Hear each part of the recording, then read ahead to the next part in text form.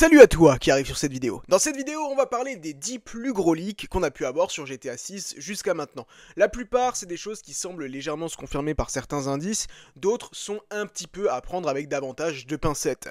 D'ailleurs, notez une chose importante, on devrait bientôt avoir de nouvelles informations, enfin, selon les dires de certaines rumeurs et certaines infos officielles, comme dit, ça ne devrait pas trop tarder. Mais je me suis dit qu'en attendant, ça pourrait être cool de parler des 10 plus gros leaks qu'on a eu sur le jeu, histoire de se mettre un petit peu l'eau à la bouche. Je pense qu'on est tous d'accord pour dire une chose, c'est que GTA 6 est très clairement le jeu le plus attendu de cette année. Là-dessus, je pense qu'il y a peu de doutes possibles. J'irai même encore plus loin, je pense que c'est le jeu le plus attendu de la décennie. Enfin bref, avant tout, tu t'abonnes, tu laisses un pouce, tu commentes, et surtout tu me dis dans les commentaires, sur 10, ton niveau de hype pour le jeu GTA 6, et ce que tu attends le plus de ce jeu. Retour à Vice City, mais pas que. GTA 6 se déroulera dans une Vice City moderne, inspirée de Miami, mais aussi dans ses alentours. Marécages, forêts, petites villes, un monde plus vaste, varié et vivant que tout ce qu'on a eu avant. Le leak qu'on a pu avoir de la carte nous montre qu'elle est bien plus vaste que Los Santos. Je sais plus combien de fois c'est Los Santos, mais au moins 2-3 fois Los Santos.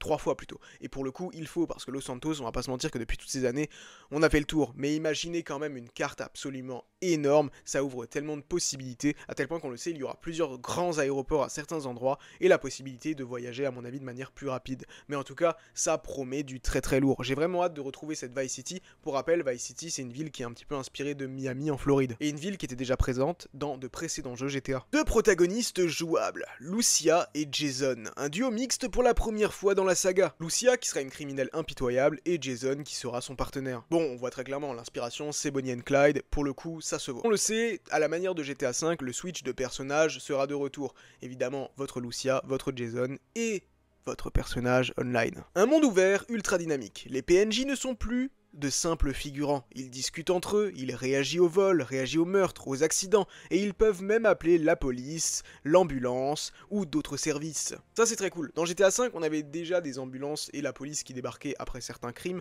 Maintenant, on pousse clairement le curseur à 10 000% et ça promet d'être très très cool. Il y avait même certaines rumeurs qui évoquaient le fait qu'il y aurait des jours de saison, des jours de la semaine, tatata, et que du coup, en fonction des jours de la semaine, par exemple à la plage, il y aurait plus d'affluence. Si c'est le week-end, il y aura plus de monde. Là où si c'est en semaine, il y aura un peu moins de monde, un petit peu à la manière justement même des horaires, donc le matin peut-être un peu moins que l'après-midi où ce sera blindé. Un système de police bien plus intelligent. Fini le simple 5 étoiles. La police retiendra tes habits, ton véhicule et ta plaque. Des renforts spécialisés interviendront selon le crime. Visiblement, comme dit, les 5 étoiles ce sera fini. Là, les policiers seront bien plus intelligents, chose qui risque d'être difficile un petit peu, on va pas se mentir, dans certaines situations. Maintenant, le fait qu'il y ait d'autres forces qui interviennent, on avait déjà ça dans GTA V, justement, plus il y avait les étoiles, plus il y avait des forces d'intervention un petit peu plus dangereuses. Au départ, c'est une ou deux voitures de police, puis après, il y en a de plus en plus, et à un moment donné, le SWAT finit par arriver, et il me semble même l'armée. Des intérieurs ouverts et interactifs. Tu pourras entrer dans des magasins, des motels, des fast-food et même des banques, et interagir avec les employés ou les braquer. Certains bâtiments seront explorables selon l'heure de la journée. Ça, très clairement, c'est quelque chose qui était déjà présent dans GTA V, on va pas se mentir, le fait de pouvoir entrer dans des fast-food, le fait de pouvoir entrer justement dans plein de magasins différents, ça, c'est quelque chose qui était déjà présent. Maintenant, j'espère qu'on va pouvoir rentrer dans encore beaucoup plus de choses dans ce GTA 6 et pas passer à côté de plein de bâtiments qui ont l'air trop cool et d'avoir la frustration d'arriver devant la porte et de ne pas pouvoir rentrer parce que dans GTA 5 des bâtiments comme ça il y en a plein. Là j'espère clairement que les options seront un petit peu plus diverses et variées et même concernant nos interactions avec les personnages justement présents dedans, les vendeurs etc.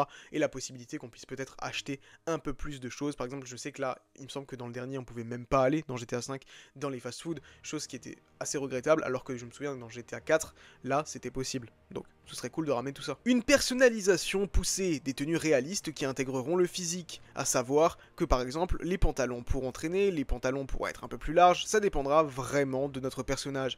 Les planques seront customisables et les sacs pour stocker des armes et des objets. La gestion de l'équipement est plus stratégique que jamais. Bon, ça c'est pas du tout déconnant, hein. Pour le coup, ça se répète même sur chaque FIFA chaque année où il y a l'herbe qui reste sur les chaussettes. Je me souviens, ça c'était la grosse nouveauté à une époque, l'herbe qui restait sur les chaussettes dans FIFA. Là du coup dans GTA ça va être un petit peu la même chose. De nouveaux véhicules et une conduite bien plus réaliste, des aéroglisseurs, des gros pick-up, des muscle cars rétro, des cockpits bien plus détaillés que dans GTA V et des tenues de route dépendantes du terrain. Ça clairement la conduite il faut vraiment qu'elle soit optimisée de manière à ressembler davantage à quelque chose de réaliste et ça peut être vraiment trop cool. Maintenant, il y a juste un gros souhait que j'ai perso, les motos volantes, tout ce genre de choses, cet acabit, je n'en veux vraiment pas. En tout cas, pas dès le départ de GTA 6. Ce serait tellement dommage. Les motos volantes, pour moi, c'est ce qui a vraiment détruit GTA 5. Et j'ai vraiment pas envie qu'on ait de nouveau ces trucs-là qui soient de retour dans GTA 6.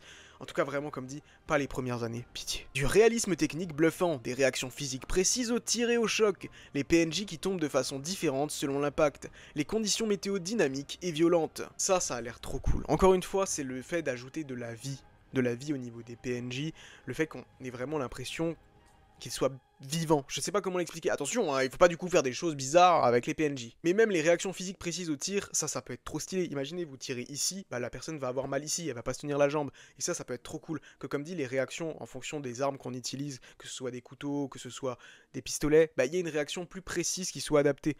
C'est vraiment un truc de psychopathe. Activités secondaires et des mystères. Parmi les fichiers du leak, on trouve des références à des lieux abandonnés, des scènes de crimes inspirées de films cultes, et des easter eggs surnaturels. Ça, c'est clairement beaucoup trop cool. C'est quelque chose que j'adore, je suis un fan de pop culture, donc si maintenant je retrouve des scènes qui seront ressemblantes à certains films, imaginez, je sais pas, une boîte style Seven, ça peut être juste trop cool. Des meurtriers, des tueurs en série qui sont présents, c'est un fléau aux États-Unis, bon plus trop aujourd'hui, mais ça l'a été à un moment donné.